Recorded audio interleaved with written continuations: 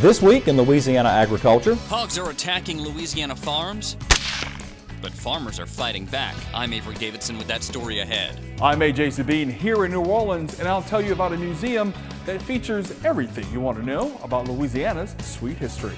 Also, some good news for the men and women of the LSU Ag Center who work to bring you the cheapest, safest, and most affordable food in the world. Hello, I'm Michael Dana. Thanks so much for joining us. They destroy land, spread disease, and in the long run cost you money. We're talking about the wild hog population here in Louisiana, and they're becoming a big problem for people living in and around Shreveport, especially farmers. As This Week in Louisiana Agriculture's Avery Davidson shows us, some farmers now have their sights set on eradicating this costly and environmentally damaging problem. Taking shots in the dark. There were about 10 at first. By the light of a thermal imaging camera, to attack a problem that grows exponentially. In 5 years, one sow could have 1,000 descendants. So that's our biggest problem. The population multiplies over and over again, and there's nothing we can do except for keep hunting. Wild hogs like these first started causing problems for farmers and ranchers around Shreveport about 15 years ago. Hunting brought the population down for a while, but now they're back. And as corn farmer Kyle Dill is learning, they're hungry. This field here we planted about 11 days ago, and we noticed about 4 or 5 days after we planted, we came back here and the hogs have taken out all the corn from this turn row back to this pecan orchard here. Dill says in that one night, hogs ate 15 acres of his corn. So he replanted as much as he could.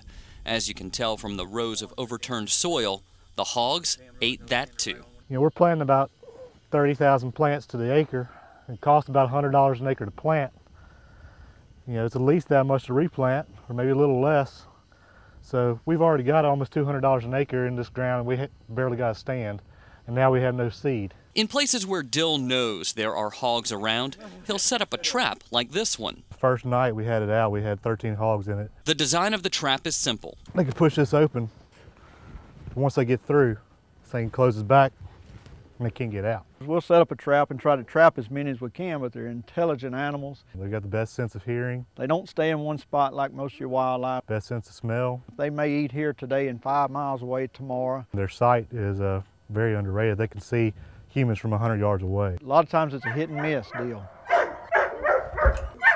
That's why Joey Register uses dogs to track and trap wild hogs. Aside from carrying disease, boars have razor-sharp tusks, so Register makes sure his dogs are protected with the same equipment police depend upon to save their lives. It's a Kevlar vest that we put on our dogs, and this just kind of protects them from the cutters or the tusk on the wild boars. But as you can see, when they're big enough, it goes all the way through. And this 310-pound boar was big enough. It was his tusk that ripped through that Kevlar vest. But when the dogs are not enough to capture hogs, Register will try just about anything. Listen to how he caught these 6 hogs. The particular farm we got this off of, he had taken his tractor and drug the pasture 4 times last week. They'd come in 4 nights in a row on the guy and tore his pasture up, and we were able to get them in the trap. That 4th night, we had 6 in the trap. And the secret to that was Jell-O, strawberry Jell-O. As for Dill, his secret is perseverance.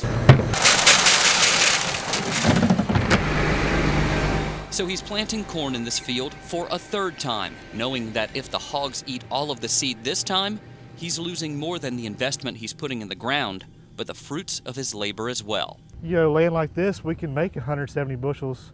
With corn $7, you do the math, we're talking about $1,000 an acre that we're not, able to take in. But Dill knows he can't take out enough hogs to protect his crop. Our biggest problem is we can trap hogs, we can hunt hogs, but I can sit out here and watch this field tonight and try to kill hogs that are trying to eat our corn, but we have 900 acres of corn. So I can only watch 4 or 5 acres a night. We can't protect all of our acres at one time. And if Dill is vulnerable, so is the agricultural economy of northwestern Louisiana. In Red River Parish, I'm Avery Davidson for This Week in Louisiana Agriculture. Ryan Kirby and Kyle Dill did not find any hogs that night, but said they plan to hunt the hogs anytime the animals cause damage to farmers' crops.